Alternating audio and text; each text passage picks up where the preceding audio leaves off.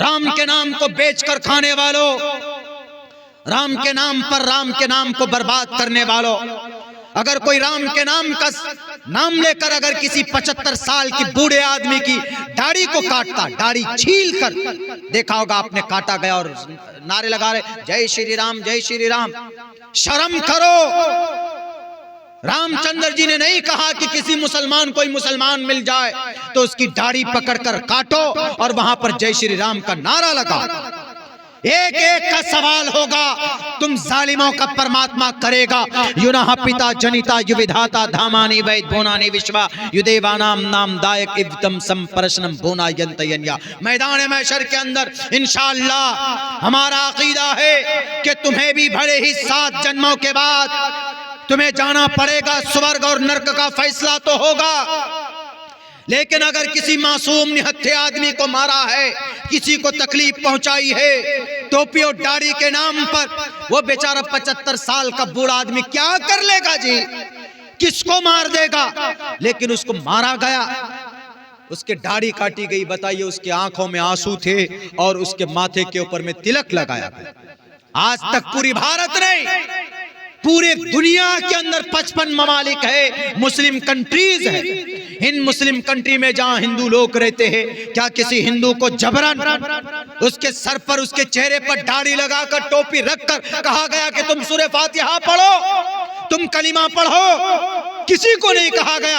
अरे भारत की धरती के ऊपर में एक बहुत बड़ा अपने मजहब के, अपने इस्लाम का रिसर्चर, वहदानियत का प्रचार करने वाला, तमाम मजहब के ऊपर में कंपेयर करने वाला डॉक्टर जाकिर नाइक भी अगर कलिमे की दावत देता था तो उसको पहले कहता था कि तुम पहले मुतमईन हो, तुमको किसी ने जोर जबरदस्ती तो नहीं की, बल्कि हमारे अकाबिर का, हमारे उलमा का, हमारे पूर्वज का, हमारे नबी का, सहाबा किराम का ये तरीका रहा है। किसी इंसान के सर पर, गर्दन पर तलवार रखकर कलिमा पढ़ाया नहीं पढ़ाया, इस्लाम में इसकी परमिशन ही नहीं, कर भी नहीं सकता कोई। लेकिन उन्होंने किया। उस बूढ़े बेचारे को तिलक लगाया गया और कहा गया जय श्री राम। क्या राम इससे खुश होगा? बिल्कुल नहीं होगा। मेरे नौजवानों, मेरे मुसलमानों, इन मदरसों का बाकी रहना जरूरी है। ईसा अलैहिस्सलाम के 571 साल के बाद हजरत जिब्राइल अमीन फिर आसमान से ज़मीन पर तशरीफ़ लाते हैं अल्लाह का पैगाम लेकर। कुरान करीम की सूरह इक़रा, सूरह अलक की 5 आयतें लेकर अल्लाह के नबी के पास आते हैं और कहते हैं इक़रा पढ़िए, इक़रा बिस्मि रब्बिकल्लज़ी खलक़ खलक़ल इंसान मिन अलक़। यानी मोहम्मद रसूलुल्लाह सल्लल्लाहु अलैहि वसल्लम पर जो सबसे पहला मैसेज आसमान से अल्लाह की तरफ से जो भेजा गया, वो पढ़ने का, तालीम का दिया गया। हालांकि अल्लाह तबारक व तआला डायरेक्ट ये कह सकता था कि ए नबी आप कह दीजिए लोगों से कि अल्लाह एक है, मैं अल्लाह का नबी हूँ और अल्लाह एक है, मैं अल्लाह का आखिरी नबी हूँ और तुम लोग अल्लाह को एक मानो और मेरी इबादत करो। ये कहते या अय्युहन्नासु क़ूलू ला इलाहा इल्लल्लाहु तुफ़्लिहू। ये अल्लाह कह सकता था, लेकिन चूंकि बड़ी ज़्यादा शिद्दत और तशद्दुद और जहालत थी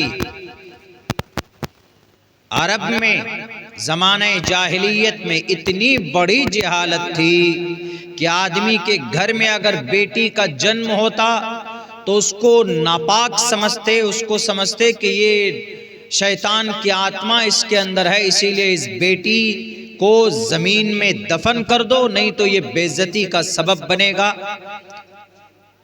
नहूसत समझते थे, जहालत है।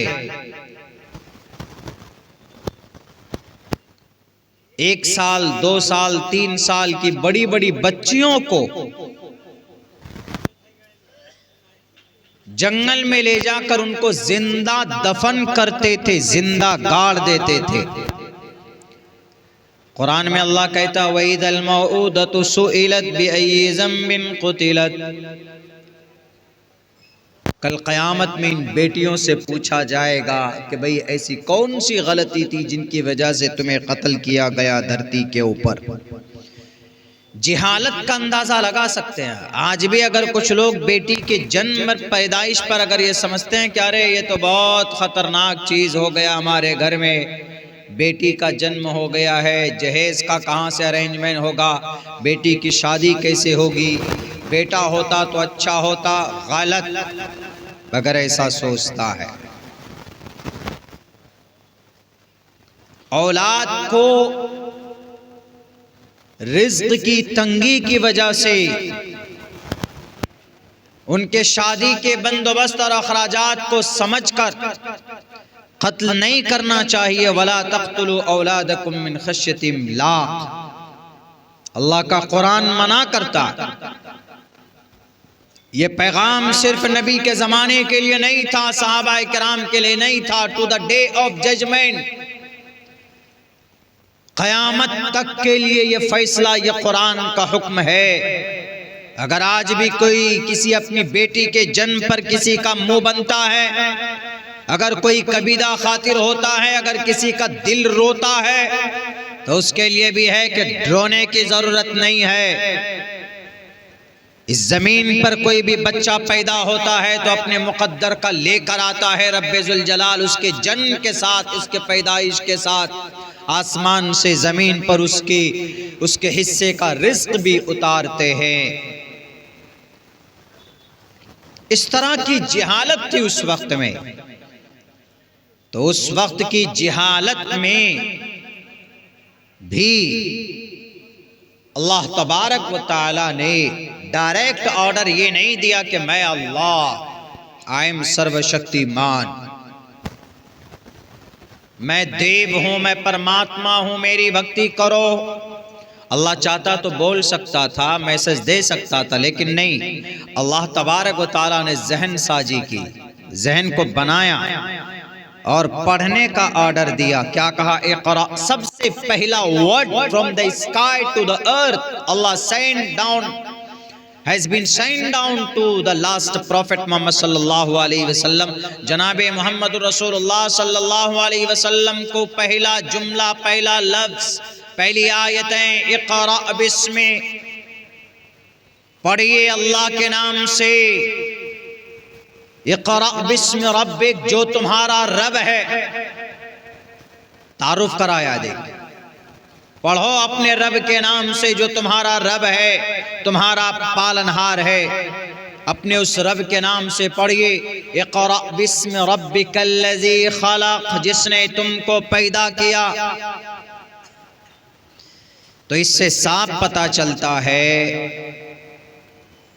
कि अल्लाह को पहचानने का तरीका, अल्लाह की शरीयत को जानने का तरीका, अल्लाह तबारक व तआला के अहकामात को जानने का जरिया हमारे ये मदरसे हैं। और इन मदरसों में जो उलमा कुरान की तालीम देते हैं, अहादीस की तालीम देते हैं, वो इस ज़मीन के ऊपर सबसे मुक़द्दस हस्ती, मुक़द्दस जमात है। अल्लाह के नबी की हदीस है, खैरुकुम मन तअल्लमल कुरान व अल्लमा, तुम में सबसे बेहतर, खैरुकुम अखयरू है, इसमें तफजील है, खैरुकुम इसमें तफजील का मतलब होता है जैसे अल्लाहु अकबर, अल्लाह सबसे बड़ा, अकबर अकबरू सबसे बड़ा, ऐसे अखयरू तुम में सबसे बेहतर। इसमें तफजील, जब किसी चीज की इंतहा को बताना हो तो नहव और सर्फ का एक जुमला आता है, एक लफ्ज आता है, इसमें तफजील नाम है, उसको अल्लाह तबारक व तआला पेश करता है और कहता खैरुकुम, तुम में सबसे बेहतर, उससे बेहतर कोई नहीं, तुम में सबसे बेहतर वो है जो कुरान सीखता है और दूसरों को सिखाता है। कौन कह रहा है? अल्लाह के नबी अलैहिस्सलातु वस्सलाम का ये फरमान है, किसी गीता का मंत्र नहीं है। बल्कि कोई मुतनाज़ हदीस नहीं है, मजबूत और मुस्तनद हदीस अल्लाह के नबी अलैहिस्सलातु वस्सलाम की है कि तुम में बेहतर इंसान वो है जो कुरान सीखता है और दूसरों को सिखाता है। और क्यों ना हो, अरे जो पूरी पृथ्वी का, पूरी दुनिया का, पूरी ब्रह्मांड का सबसे ऑथेंटिक रिलीजियस मजहबी किताब है, अगर कोई उस किताब को पढ़ता है, पढ़ाता है, जिस किताब की हिफाजत की जिम्मे अल्लाह ने खुद से ली है। कुरान के नुज़ूल से पहले अल्लाह ने तौरात को नाजिल फरमाया, हजरत मूसा को तौरात अता किया, लेकिन ये कहा कि मूसा तौरात मैंने तुम्हें दिया है, इस तौरात की हिफाजत खुद करना, you are responsible to protect it, तुम इसकी हिफाजत के जिम्मेदार हो। इंजील हजरत ईसा को अता की गई, अल्लाह ने कहा कि ईसा इंजील तुम्हें दिया जा रहा है मगर इसकी हिफाजत तुम खुद करना। और ज़बूर अल्लाह तबारक व तआला ने हजरत दाऊद अलैहिस्सलाम को अता फरमाया और ये कहा कि दाऊद इस किताब की हिफाजत तुम करना, तुम खुद बादशाह हो और तुम नबी हो, तुम रसूल हो, ये किताब लो, इसकी हिफाजत करना। लेकिन जब कुरान की बारी आती है तो अल्लाह तबारक व तआला जनाबे मुहम्मदुर रसूलुल्लाह सल्लल्लाहु अलैहि वसल्लम से फरमाते, जब कुरान नाजिल हो रहा था हजरत जिब्राइल अमीन लेकर आते तो अल्लाह के नबी जल्दी जल्दी पढ़ते, अल्लाह के नबी तेजी करते कि कहीं ऐसा ना हो कि कोई आयत हमसे छूट न जाए, कुरान करीम का कोई लफ्ज हमसे रह न जाए। इसीलिए अल्लाह तबारक व तआला ने कहा, ला तुहर्रिक बिही लिसानका लिताजल बी इन्ना अलैना जमअहु व कुरआना। ए नबी आप जल्दीबाजी मत कीजिए इस कुरान को पढ़ने में, अरे मेरे जिम्मे है, इसकी हिफाजत मैं करूंगा ना, और आप बेफिक्र रहिए, दुनिया की सारे सहीफे हमने नाजिल फरमाए, उनकी हिफाजत की जिम्मे मैंने नहीं ली है, जिसको दिया उसी की जिम्मेदारी थी। लेकिन ए मोहम्मद घबराना मत, ये कुरान ये हमारा है, हमने इसको नाजिल किया है, और सुन लो, दुनिया को बता देना कि इसकी हिफाजत भी हम ही करेंगे। इन्ना नहनु नज़्ज़लना ज़िक्र व इन्ना लहु लहाफ़िज़ून। जो भी इस कुरान को बदलने की कोशिश करेगा उसको बदल दिया जाएगा, जो भी इस कुरान में को टच करने की कोशिश करेगा उसके हाथ छल हो जाएंगे। और ऐसा हुआ, मुल्क शाम का बादशाह बस्सारुल असद कुरान को बदलने चला था, अल्लाह ने उसकी कुर्सी बदल दी, बल्कि उसकी रहने की जगह बदल दी। मुल्क शाम के अंदर 5 फीट जमीन उसको नहीं मिली, बल्कि रशिया में अपनी जिंदगी गुजारने पर मजबूर होना पड़ा। इस कुरान को मिटाने के लिए अंग्रेज चला था, भारत के अंदर 3 लाख कुरान के नुस्खे जलाए थे, लेकिन अल्लाह तबारक व तआला ने उन अंग्रेजों को भारत की जमीन से उसका नामो निशान मिटा कर रख दिया। जब अल्लाह किसी चीज की हिफाजत करता है तो फिर उसको मिटाने के लिए अगर बड़ा से बड़ा कोई ताकत भी आए तो अल्लाह तबारक व तआला खुद उसको देख लेता है। इसीलिए कहा गया कि कुरान की तालीम जहां पर होगी, कुरान का दर्स जहां पर होगा, वहां पर उस जगह की हिफाजत भी अल्लाह करता है। सोना चांदी कीमती होती, ये चीजें, चांदी भी कीमती और सोना भी कीमती।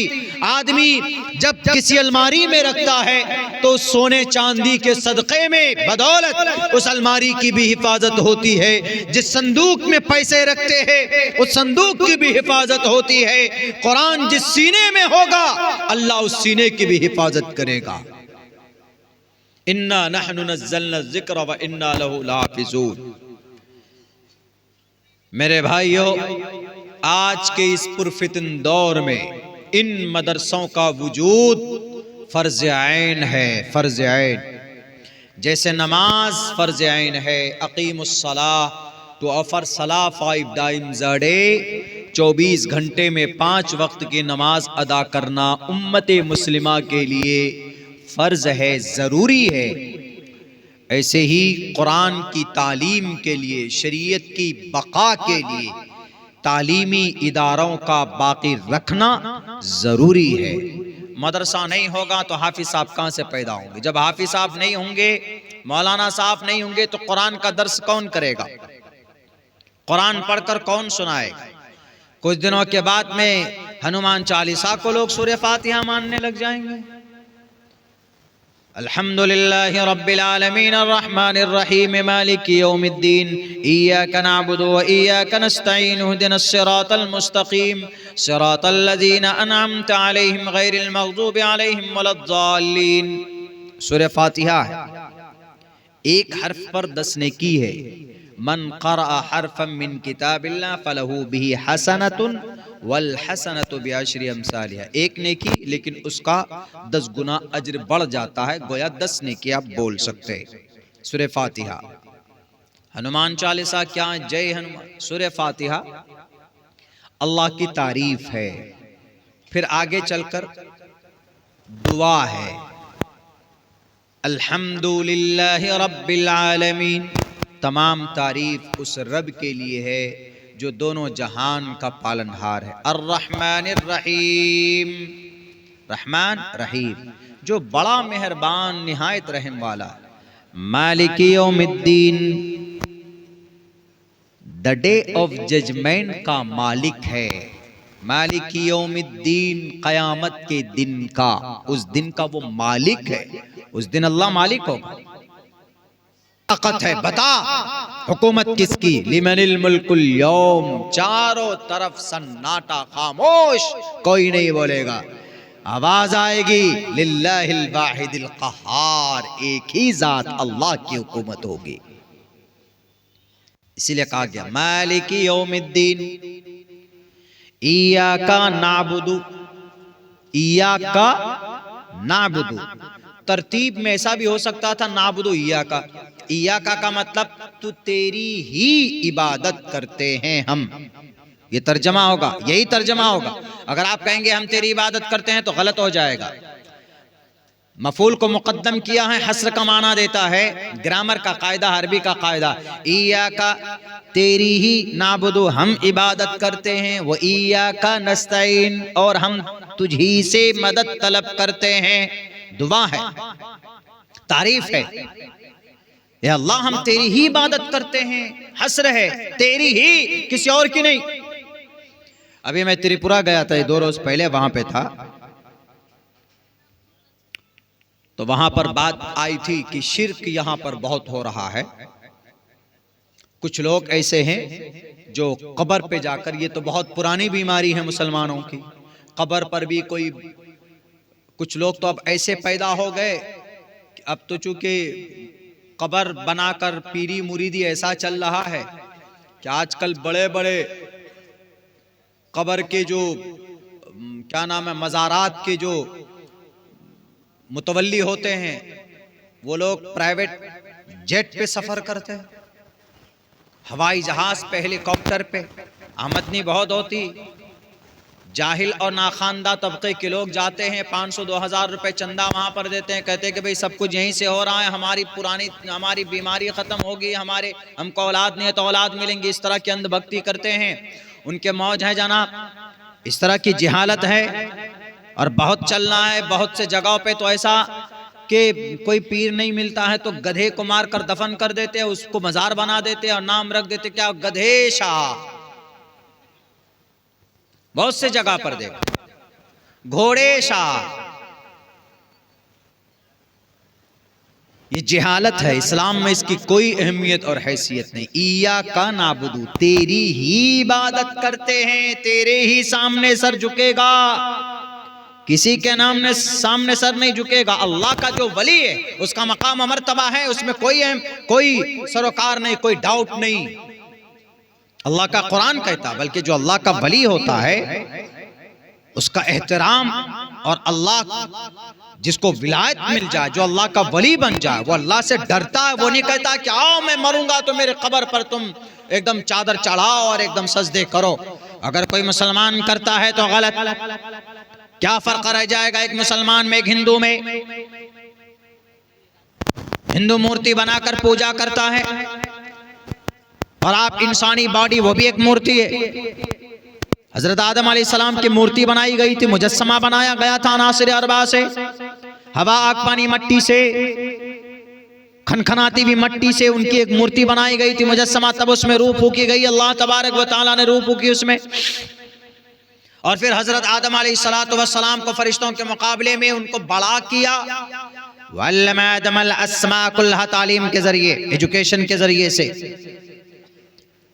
वरना फरिश्ते कहते कि अल्लाह हम तो आपकी इबादत कर रहे हैं, सब कुछ उनसे बेहतर मैं हूं, हम नूरी मखलूक हैं, ये मट्टी का आपने क्यों बना दिया? खलक़तनी मिन नारिन व खलक़तहु मिन तीन।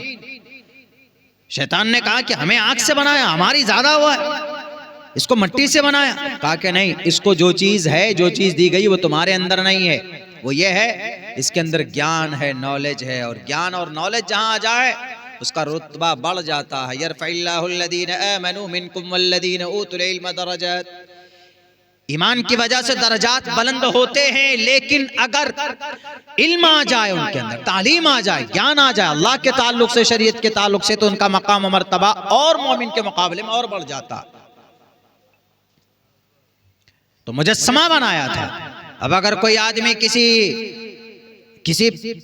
इंसान की बॉडी जब खत्म हो, मर जाए, जब रूह निकल जाए, आत्मा निकल जाए उससे, वो इंसान डेड बॉडी है, कुछ भी नहीं है उसमें, वो खुद मोहताज है।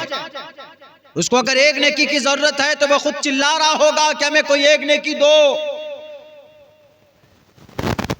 वो खुद अपनी मदद नहीं कर सकता तो दूसरों की क्या मदद करेगा? वेदों में कहा गया, अंदंतमः प्रियोशंति असंभवति मुपास्ति ततो भूय इव्युति तमोग्य संभूति अमृतः। बेवकूफ वह इंसान अंधकार में है, वह इंसान जो हवा को, आग को, पानी को, मट्टी को खुदा मानता है, या इन हवा, आग, पानी, मट्टी के जरिए से किसी मुजस्समे को खुदा मानता है, वह इंसान नर्क में है, अंधकार में है। कुरान इसकी तस्दीक करता है, इन्नल्लाह ला यगफिरु अन युशरक बिही व यगफिरु मा दून ज़ालिका लिमन यशा। अल्लाह के अलावा किसी और को शरीक करोगे, किसी और के सामने सजदा करोगे, किसी और से मदद तलब करोगे, किसी और के दर पर जाकर अपनी मन्नतें मानोगे, किसी और से दुआएं मांगोगे, किसी और से दरखास्त करोगे, गुजारिश करोगे, तो अल्लाह तबारक व तआला के सामने में तुम मुजरिम, तुम मुशरिक, भले ही तुम बड़े नमाजी हो, भले ही तुम हाजी साहब हो, भले ही आप ज़कात देते हो, भले ही आप 30 दिन के रोज़े रखते हो पाबंदी के साथ में, भले ही आप तहज्जुद गुजार हो, भले ही आप हाफिज़ कुरान हो, भले ही अगर आप आलिम दीन भी हो, लेकिन अगर आपके ईमान के अंदर ज़र्रा बराबर भी कमी है, अक़ीदे के अंदर अगर मामेज़िश है, मिलावट है कि अल्लाह के अलावा कोई और भी कुछ करता है, तो आपके सारे आमाल, नमाज, रोजे, हज, ज़कात, सारी चीजें, all thing will be destroyed, सब खत्म। अकीदा अगर ढंग का नहीं है तो सब खत्म। लेकिन नहीं, हमारे अकीदे के मुताबिक योगी जी जन्नत नहीं जाएंगे। हमारे अकीदे के मुताबिक, कुरान के अकीदे के मुताबिक, जन्नत में जाने के लिए मोमिन होना जरूरी है, शर्त है। मन क़ाल ला इलाहा इल्लल्लाह, उसके लिए जरूरी है अल्लाह को एक मानना, एक का आस्था जरूरी है, अल्लाह के अहकामात को उन पर भी आस्था जरूरी है, अल्लाह के नबी को आखिरी मानना ये भी जरूरी, क़यामत को मानना ये भी जरूरी, कुरान को मानना ये भी जरूरी, फरिश्तों को मानना ये भी जरूरी है। जरूरी आमन्तु बिल्लाहि व मलाइकतिहि व कुतुबिहि व रुसुलिहि, ये अकीदे होने जरूरी हैं। जन्नत नहीं जा सकता। लेकिन अगर किसी आदमी के अकीदे में जर्रा बराबर यहीं पर गड़बड़ी हुई है, इय्याका नाबुदु के बजाय इय्याका नाबुदु, ये अल्लाह हम तेरी ही इबादत करते हैं, अगर कुछ आमेजिश आ गई कि नहीं थोड़ा थोड़ा किसी और का भी कर लिया करते हैं, तो अकीदा में गड़बड़ी है। और जब अकीदा ढंग का नहीं तो आदमी मोमिन है, मोमिन नहीं। इसीलिए कहा गया कि अल्लाह दूसरे गुनाह को, आप नमाज छोड़ दीजिए, कभी अल्लाह से रोइए कि अल्लाह गलती हो गई, गुनाह हो गया, हमसे तौबा करते हैं, अल्लाह कभी ये हरकत नहीं करेंगे, अल्लाह तबारक व तआला माफ कर देगा। या अगर आपने खुदा न खास्ता कभी नहीं भी माफी मांगी, आपको एहसास नहीं हुआ, लेकिन अल्लाह का हक है, अल्लाह चाहे तो माफ कर देगा। लेकिन शिर्क इतना बड़ा जुर्म है, जब तक आप तौबा नहीं करोगे तो अल्लाह माफ नहीं करेगा। वयग़फ़िरु मा दून ज़ालिका लिमन यशा, ये इतना बड़ा पाप है कि इसके अलावा आदमी जिना कर ले, आदमी रोजा छोड़ दे, आदमी ज़कात न दे, अल्लाह चाहे तो माफ कर देगा। लेकिन अल्लाह शिर्क को माफ नहीं करेगा। ये इतना बड़ा पाप।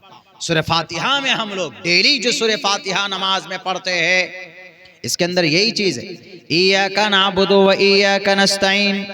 आगे देखिए क्या है दुआ, इहदिनस सिरातल मुस्तकीम, इहदीना हमारी रहनुमाई फरमा, सिरातल मुस्तकीम सीधे रास्ते की। ए अल्लाह हमारी हमेशा गाइडलाइन कीजिए, हमें सीधा रास्ता बतलाते रहिए।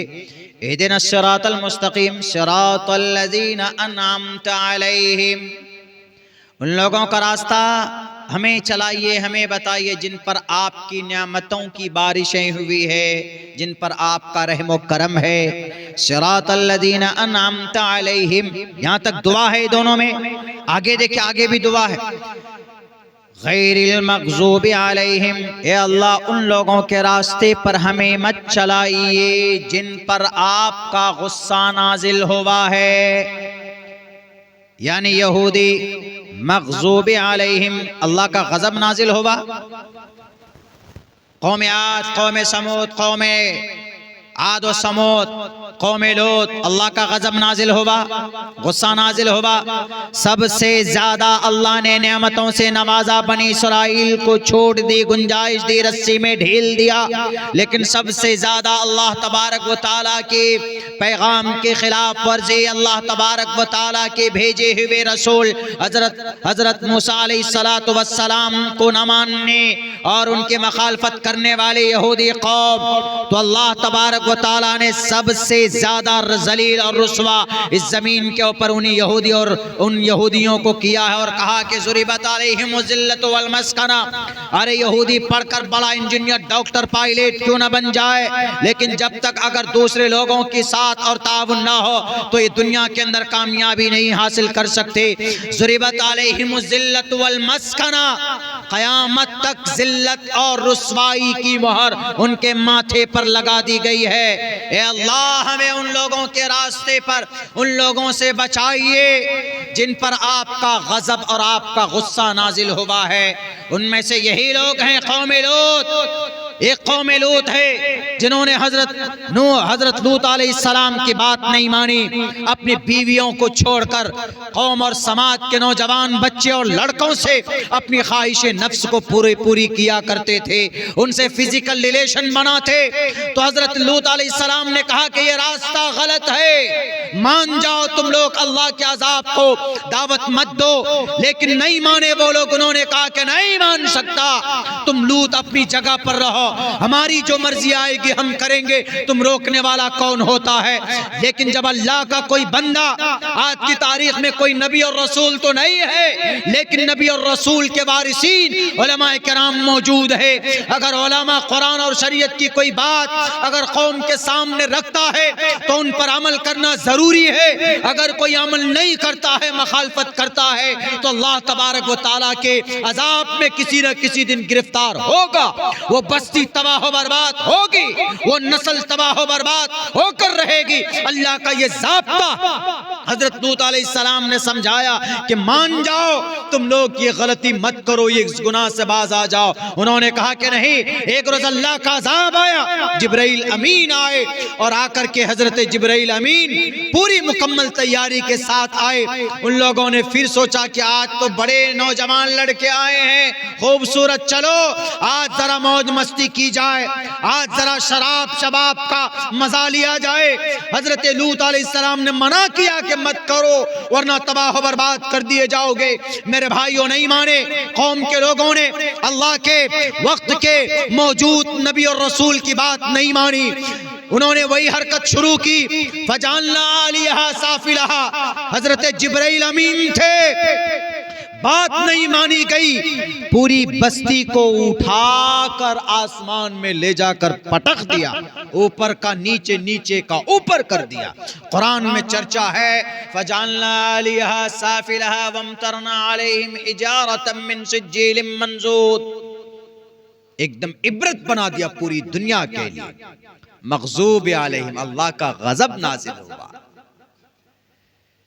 तो दुआ करते हम लोग सूरह फातिहा में क्या, इहदिनस सिरातल मुस्तकीम सिरातल लज़ीना अनअमता अलैहिम गैरिल मग़ज़ूबि अलैहिम वलज़ालिन, और ऐसे लोगों के रास्ते पर से भी हमें बचाइए कि जो भटक गए।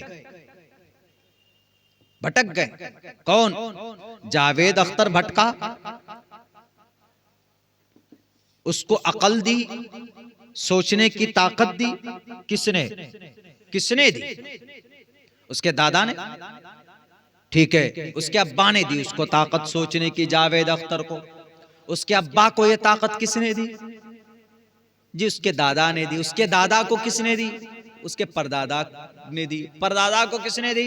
लकड़दादा। लकड़दादा को किसने दी? सकड़दादा। सकड़दादा को किसने दी? पता नहीं कौन सा दादा। देते देते देते कहां जाएगा ये मैटर जाएगा हजरत आदम के पास। हजरत आदम को किसने दी? अल्लाह ने दी।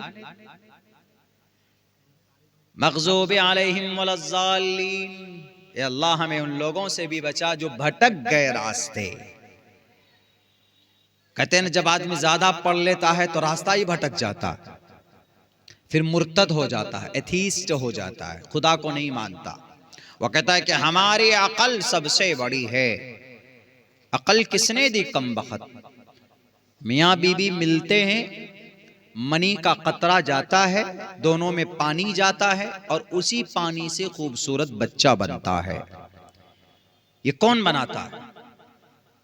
अल्लाह बनाता है सब। ये प्रोसेस जो 6-9 महीने का होता है पेट में, अल्लाह का होता है, वरना कौन बैठा है? अमेरिका ने कोई मशीन फिट कर रखा है पेट में, क्या वहां से एक बच्चा निकल जाता है?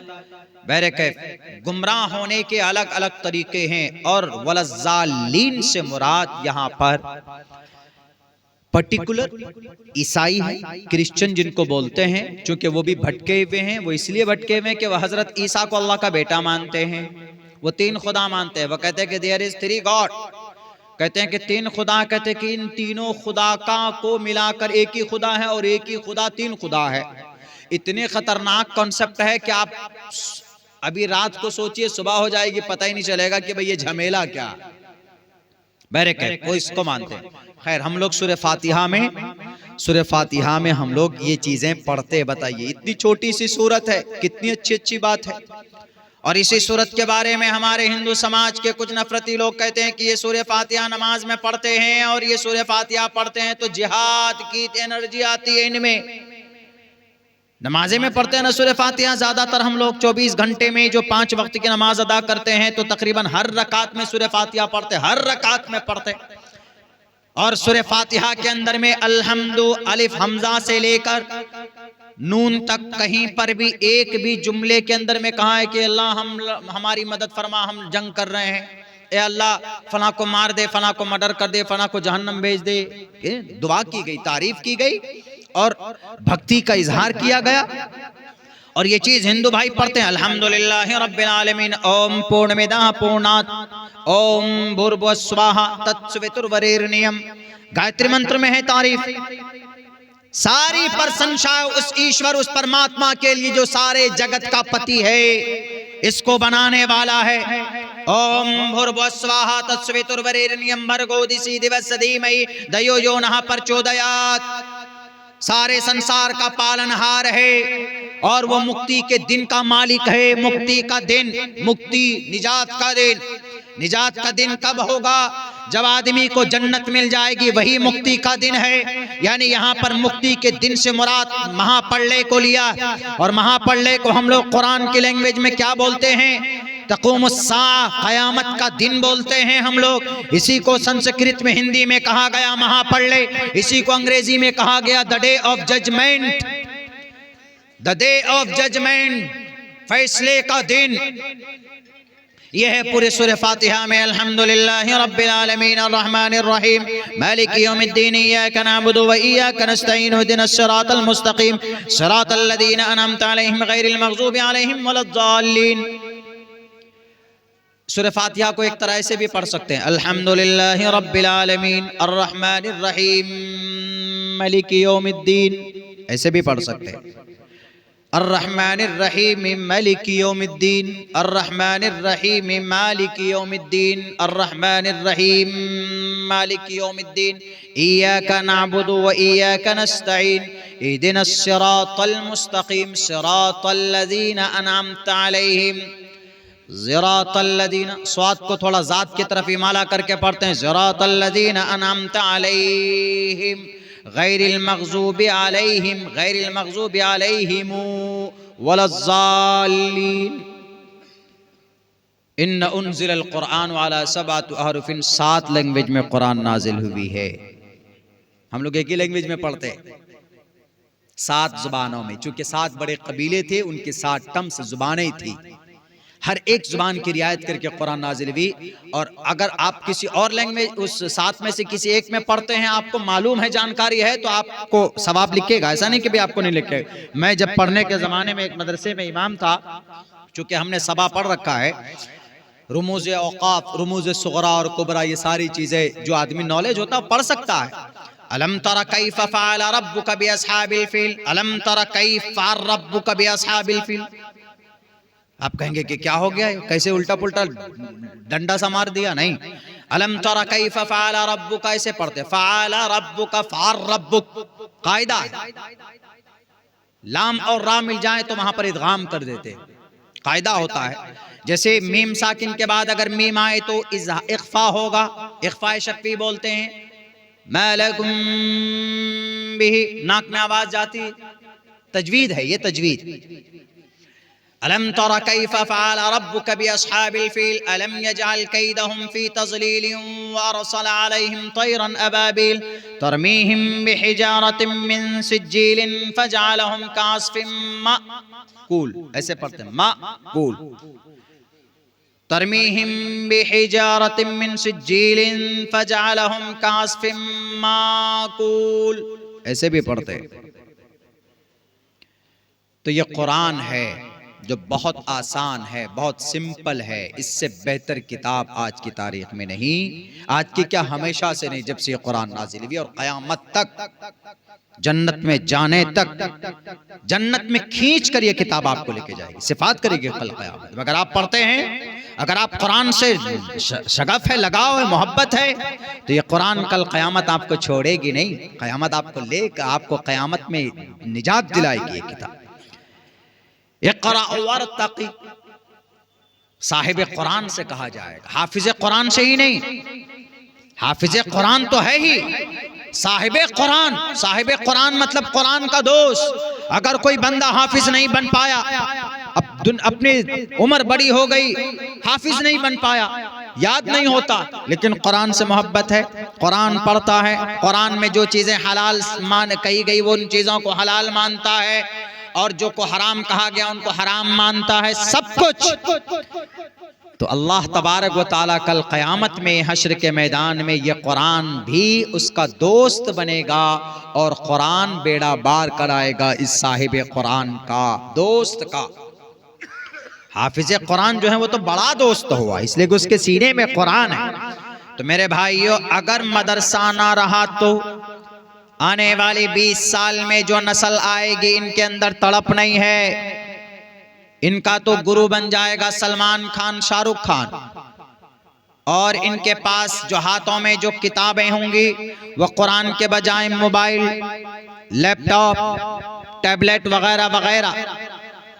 कुरान की मोहब्बत खत्म, सूरह फातिहा के जगह हनुमान चालीसा पढ़ने लगेंगे, जैसे विश्व हिंद परिषद और आरएसएस और बजरंग दल के लोग मेहनत कर रहे हैं।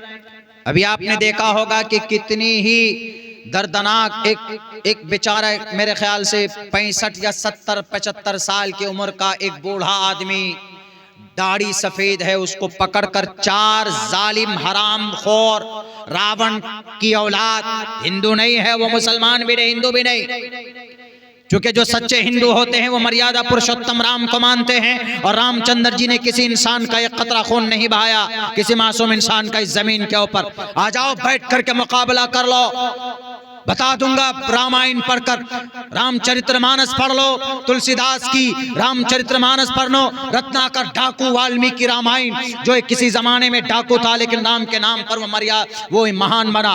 वो वाल्मीकि रामायण पढ़ लो, कहीं पर भी किसी निहत्थे को मारा गया हो, राम के नाम को बेचकर खाने वालों, राम के नाम पर राम के नाम को बर्बाद करने वालों, अगर कोई राम के नाम का नाम लेकर अगर किसी 75 साल की बूढ़े आदमी की दाढ़ी को काटता, दाढ़ी छील कर, देखा होगा आपने, काटा गया और नारे लगा रहे जय श्री राम, जय श्री राम।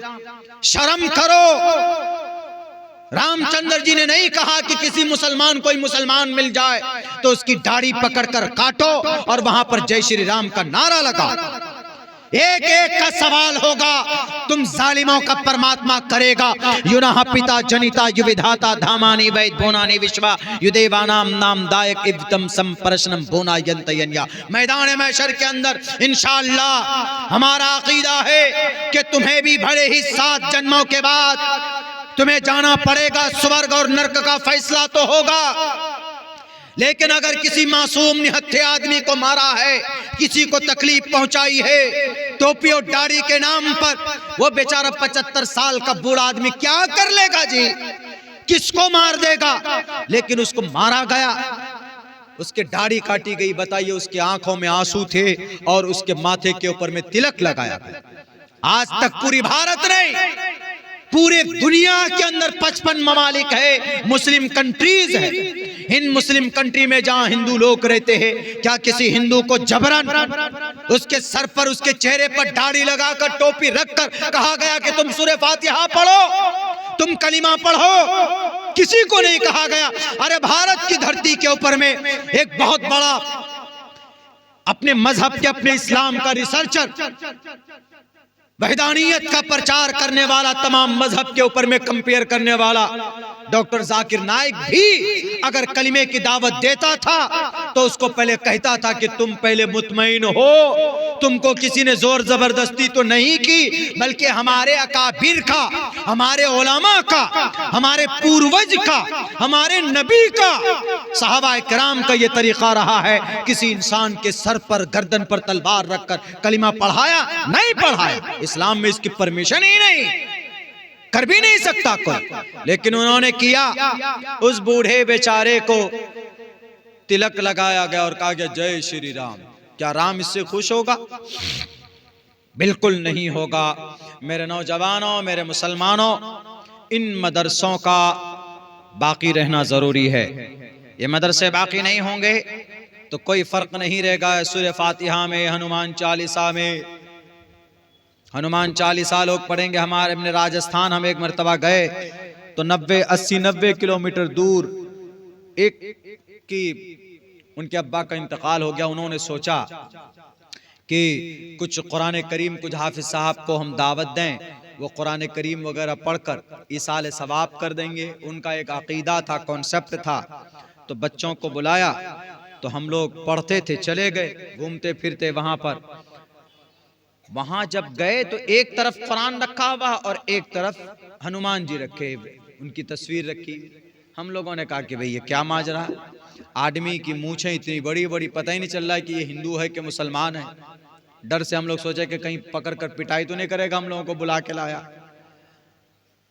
हम लोग डर डर करके जो भी हुआ वहां पर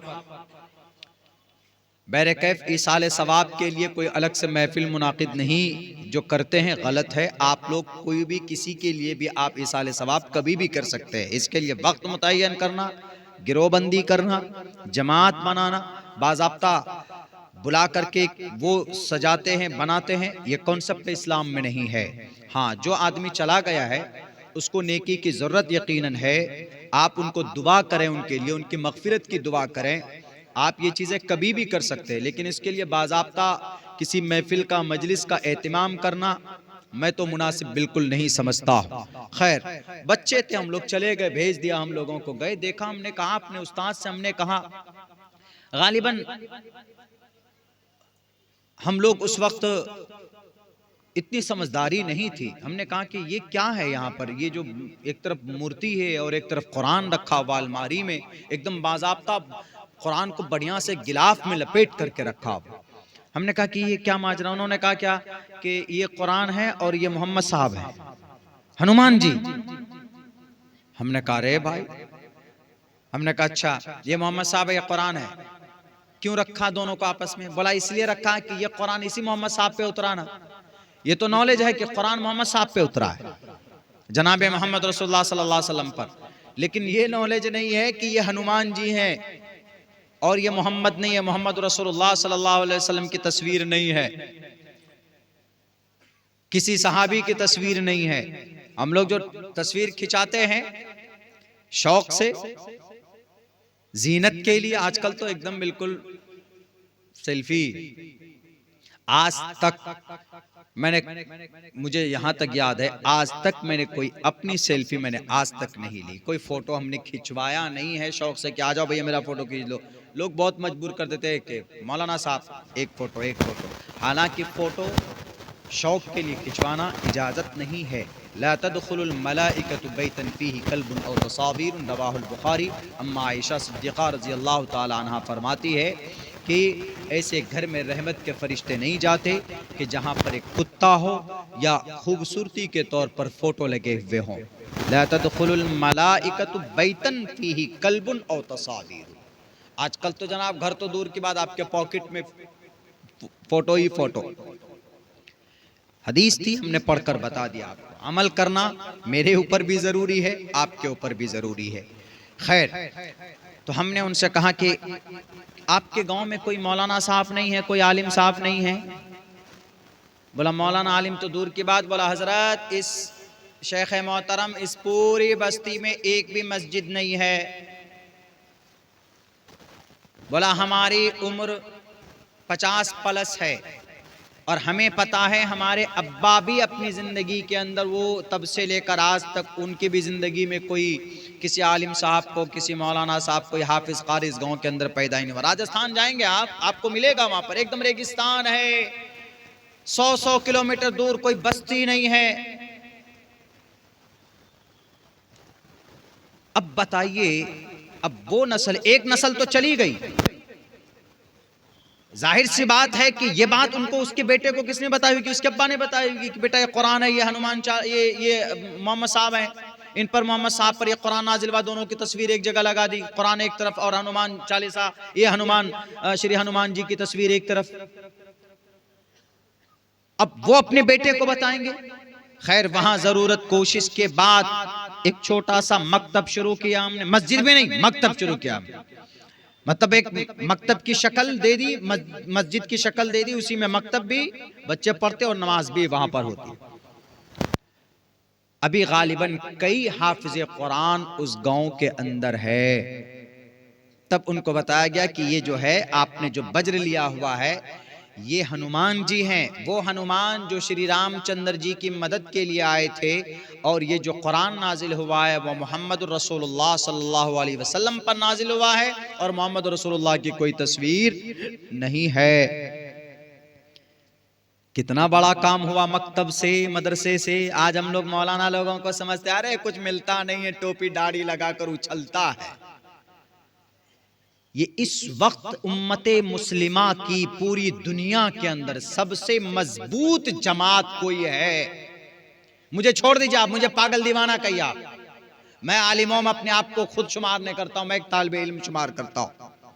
हमारे ये उलमा हैं जो मदरसे में, चाहे मदरसा छोटा हो या बड़ा हो, जो कुरान पर, नूरानी कायदे पर, अहादीस पर जो मेहनत करते हैं, इससे मुकद्दस जमात खुदा की कसम कोई नहीं है इस वक्त।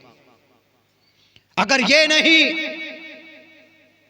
या आज भी चाहें तो अपनी जमीन बेच करके एक बढ़िया कारोबार कर लेंगे जनाब, जिनके पास पैसे कम है, कुछ ना कुछ तो है, जमीन बेचकर कारोबार कर लेंगे, दुकान में चले जाएंगे, यहाँ गेराबाड़ी चले जाएंगे, कटिहार चले जाएंगे, अपना आराम से मौज मस्ती करेंगे, ये अपनी ऐश की जिंदगी गुजारेंगे, कारोबार चलेगा, छोड़ देंगे। क्यों, क्या जरूरत पड़ी दर दर जाकर चंदा करो जी, बातें सुनो जी, कुरान की तालीम भी दो और दूसरों के ऐसी ऊंची नीची निगाहें। अरे मौलाना साहब, हमने बहुत देखा, जिसकी नहीं चलती है घर पे वो आकर इमाम साहब पर या मौलाना साहब पर धौंस दिखाता है। जिसका कुछ नहीं गांव समाज में वाकर चीखता मदरसे में मकतब में नहीं। मेरे भाइयों, जब भी कोई आलिम दीन, जब भी आपके गांव के अंदर में कोई मदरसा या मकतब चल रहा हो तो वह आपके गांव के सबसे पवित्र जगह और सबसे मजबूत जगह है।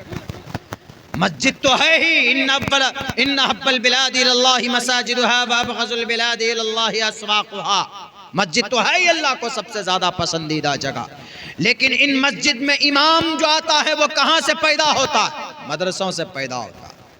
मैं हाफिज कुरान बना मकतब की शक्ल में, मेरी माँ ने मुझे पढ़ाना शुरू किया, लेकिन जब माँ काम काज में बिजी हो जाती तो एक मौलाना साहब, एक मास्टर साहब को रखे, अल्लाह उनकी मग़फ़िरत फरमाए, वो घर पे सुबह शाम पढ़ाते थे। उनसे हमने कुछ नाजरा पढ़ना शुरू किया। उसके बाद फिर वहाँ से आगे पढ़े, फिर मदरसे में गए, मदरसे में आना जाना लगा रहता था, तो वहाँ पर फिर नाजरा कुरान करीम पढ़ा। उसके बाद फिर किसी मदरसे में जाकर दाखिला लिया तो हिफ्ज़ शुरू किया, हिफ्ज़ मुकम्मल किया। मदरसे में कारी कुरान बने, मदरसे में सबा कारी बने, मदरसे में अरबी अव्वल ताशसुम हफ्तुम दौरे बुखारी शरीफ तक हमने तालीम हासिल की। मदरसे में तकमील उलूम, तकमील तफसीर मुकम्मल किया मदरसे में। ये सब कंप्लीट करने के बाद 14 साल गुजारे हमने मदरसे में। मदरसा ही एक जगह है जहाँ पर कुरान का हाफिज पैदा होता है। मदरसा ही एक जगह है जहाँ पर आलिम दीन पैदा होता है, वरना कोई और दूसरी जगह नहीं उलमा पैदा होते। इसीलिए उम्मते मुस्लिमा के लोगों, अगर आप चाहते हो कि आपकी शरीयत और आपका कुरान और आपको इम्मा मिलता रहे, उलमा आपको मिलता रहे, हाफिज कुरान आपको मिलता रहे, तो बिल्कुल आंख बंद करके इन मदरसों को सपोर्ट कीजिए। इन मदरसों में पढ़ाने वाले, जो मेहनत करने वाले हमारे हुफ़ाज़ और उलमा है, उनकी मेहनत और उनकी जो भी प्लानिंगें होती हैं और सच में कौम का दर्द रखते हैं, उनके पीछे कंधे से कंधा लगाकर खड़े हो जाइए। मौलाना साहब हम कुछ तो नहीं कर सकते, लेकिन आप जो मकतब या मदरसा चला रहे हैं चलाइए। हम कम से कम महीने के अंदर कुछ नहीं कर सकते तो 500 रुपए से आपकी मदद करूंगा। मेरे भाइयों, हमारे करीब में एक मदरसा था, कुछ लोग आपसी सियासत की वजह से उस पुराने मदरसे की ईंट को उखाड़ने की कोशिश कर रहे थे। एक रोज बात आई, हमने यही कहा कि खुदा की कसम इस मदरसे की वो तारीख रही है कि कई हजार हुफ़ाज़ कराम को पैदा किया है। अगर आप लोगों ने सियासत को इस मदरसे के अंदर घुसाया, अगर आपने सियासत को मस्जिद के मिंबर का हिस्सा बनाया, तो अल्लाह तबारक व तआला इन मदरसों को बंद करवा देगा। इसीलिए कि जहां पर जिस चीज की, जिस नियामत की नाशुक्री होती है, अल्लाह तबारक व तआला उसको छीन लेता है। हमने उसकी अहमियत समझाई, लोग मान गए, अपने झगड़े को वापस लिया और फिर वही लोग मिलकर एक कमेटी की शक्ल में उस मदरसे को पोस पाल रहे हैं, उस मदरसे की आप यारी आप पाशी कर रहे हैं। क्या पूरा गांव, पूरी बस्ती मिलाकर एक मकतब नहीं चला सकती? अरे जहां पर कुरान की तालीम दी जाती हो, अरे जिस कुरान करीम के पढ़ने पढ़ाने के ऊपर सवाब है, गीता रामायण को पढ़ने पढ़ाने पर कोई सवाब नहीं है, मंदिर बनाने पर कोई सवाब नहीं है, लेकिन तब भी उन लोगों का ऐलान होता है तो करोड़ों रुपए जमा कर लिए जाते हैं। और फिर हमारा मस्जिद और मदरसा अगर कोई बनाता है, कयामत की सुबह तक अगर वो मदरसा और मस्जिद इस जमीन पर कायम होगा तो उसको उसका सवाब मिलता रहेगा। अल्लाह के नबी की हदीस है, इज़ा मातल इंसानु इनक़ता अन्हु अमलुहु इल्ला मिन सलासा इल्ला मिन सदक़तिन जारियतिन औ इल्मिन युंतफ़उ बिही औ वलदिन सालिहिन यदऊ लहु औ इल्मिन युंतफ़उ बिही। आदमी चला गया लेकिन एक मकतब बना करके गया, मकतब में जितने बच्चे पढ़ेंगे, हाफिज बनेंगे, उनका सवाब उसको मिलता रहेगा। आदमी चला गया लेकिन मदरसे के अंदर में एक रूम बना करके गया, बच्चे उसके छत के नीचे पढ़ते हैं, या कोई आदमी छत के ऊपर पंखा लगा दिया, बच्चा गर्मी में हवा खाते हैं, कुरान की तालीम हासिल करते हैं। आदमी चला जाएगा मरकर, मगर उसका सवाब उसको मिलता रहेगा। ये मैं नहीं कह रहा हूँ, अबू दाऊद की हदीस है। हजरत अबू हुरैरा रज़ी अल्लाह तआला अन्हु फरमाते हैं कि आदमी मरता है तो उसका अमल खत्म हो जाता है, मगर अगर कोई तालीम के लिए कोई व्यवस्था करके जाता है, या अगर कोई मदरसा बना कर जाता है, या मकतब बना कर जाता है, या उसके अंदर ताउन करता है, तो उसका सवाब मिलता रहेगा जब तक उससे लोग फायदा उठाते रहेंगे। अल्लाह के नबी की बात है। मेरे भाइयों, मेरे साथियों, हमारा मजहब तो फिर यकीन और आस्था पर ही है। इसीलिए आज जरूरत है कि हमारे उलमा जहां पर भी जिस एतबार से भी मेहनत कर रहे हैं, हमारे उन उलमा को सपोर्ट कीजिए खुदा के वास्ते। नहीं कीजिएगा सपोर्ट तो तैयार है कौन? पुष्कर धामी तैयार है। उत्तराखंड में 213-14 मदरसे बंद किए गए। बंद नहीं, सील, हैज बीन सील्ड। बंद तो चलो बंद कर दिया, जो आदेश आया खोल दिया, सील कर दिया गया,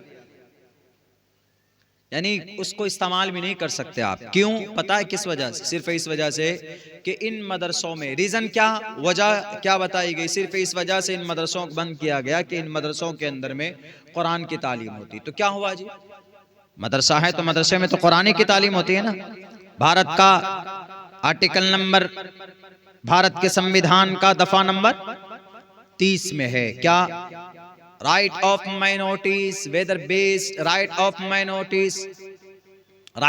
minorities to establish and administer educational institutions। तालीमी इदारा मुसलमान चला सकता है, और अगर उन तालीमी इदारों में अगर कुरान पढ़ाता है और कुरान अरबी जुबान में है, इसकी भी इजाजत है। All minorities whether based on religion shall have the right to establish and administer educational institutions of their choice। Committee के जरिए, अगर कमेटी बनाकर चलाना चाहें, of their choice institution, all minorities whether based on religion or language। मजहब की तालीम देना चाहता है, कुरान की तालीम देना चाहता है, अकीदे की तालीम देना चाहता है, नो प्रॉब्लम, कोई दिक्कत नहीं। और हमारा तो अकीदा है कि हम दुनिया में आए ही हैं किस लिए? अल्लाह की इबादत के लिए आए ना, यही मजहब है हमारा। अल्लाह ने पैदा किस लिए किया? नारा लगाने के लिए कि नारे तकबीर, अल्लाहु अकबर। अभी त्रिपुरा गए थे, पता आपको, 20 गाड़ी 4 व्हीलर लेकर वो लोग आए हमारे स्वागत के लिए। 20 गाड़ियां, कम से कम 200 बाइक। हमने कहा what is need to arrange, क्या जरूरत है इसको करने? बोला मोहब्बत। खैर, उन लोगों का एक अलग वो है, मोहब्बत थी, लेकिन हमने उनको कहा कि इनसे ज्यादा जरूरत जलसा था तामीर मस्जिद का। तो हमने उनसे कहा कि बहुत अच्छी बात है, माशाअल्लाह, बहुत सम्मान देते। जितना भी आप पूरब चले जाएंगे, आसाम चले जाएं, त्रिपुरा चले जाएं, मिजोरम चले जाएं, मणिपुर चले जाएं, वहां पर उलमा की इज्जत बढ़ जाती है। उलमा की इज्जत और एहतराम बढ़, हुजूर हुजूर कहेंगे आप, हुजूर हुजूर बोलते हैं वहाँ पे, बड़ा सम्मान। मतलब वो ये समझिए कि उन लोगों में बस दिल अगर निकलने वाली कोई चीज़ होती तो निकाल कर वो भी रख देते कि लीजिए चाय में फ्राई करके खा लीजिए। मतलब इतनी मोहब्बत करते हैं उस इलाके में, चले जाएंगे आप तो हमने बात की, हमने कहा कि मोहब्बत अपनी जगह पर है, ठीक है, लेकिन जिस मकसद पे ये जलसा हुआ है तामीर मस्जिद, तो ये मस्जिद की तामीर असल में जब ही मानी जाएगी जब आप इस मस्जिद को अपने नमाजों से आबाद कीजिएगा, तभी सच में इस मस्जिद की तामीर का असल काम पूरा होगा। तो ये चीज है। अब खामखा की आज हम लोग पड़े हुए हैं परेशानी में। मेरे भाइयों, मैं तो यही कहूँगा कि यकीनन हमारे आमाल बद की वजह से ये सारी परेशानियां। पता क्या रीज़न देकर उन्होंने मना किया, बैन किया? 213 मदरसे हैज़ बीन सील्ड, बंद कर दिए गए, बंदिश लगा दी गई। कुरान की तालीम होती है, हालांकि कुरान की तालीम के ऊपर भारत का संविधान जब परमिशन देता है, उसके साथ साथ ये बात बताई गई कि इस कुरान में जो तालीम दी जाती है वो जिहाद की तालीम दी जाती है। कुरान में यकीनन जिहाद है, वजाहिदू फिल्लाहि हक़्क़ जिहादी वल्लज़ीना जाहदू फ़ीना लनहदियन्नहुम सुबुलना, इस तरह के अल्फाज हैं। लेकिन इसका एक मतलब सिर्फ पैटर्न बयान करना, एक ही मजमून को बयान करना, ये तो बिल्कुल गलत है, नहीं हो सकता ऐसा। और उन्होंने कहा कि इन मदरसों में जो कुरान पढ़ाया जाता है, इसकी तालीम दी जाती, जिहाद की तालीम दी जाती। अगर जिहाद की तालीम देना मकसद होता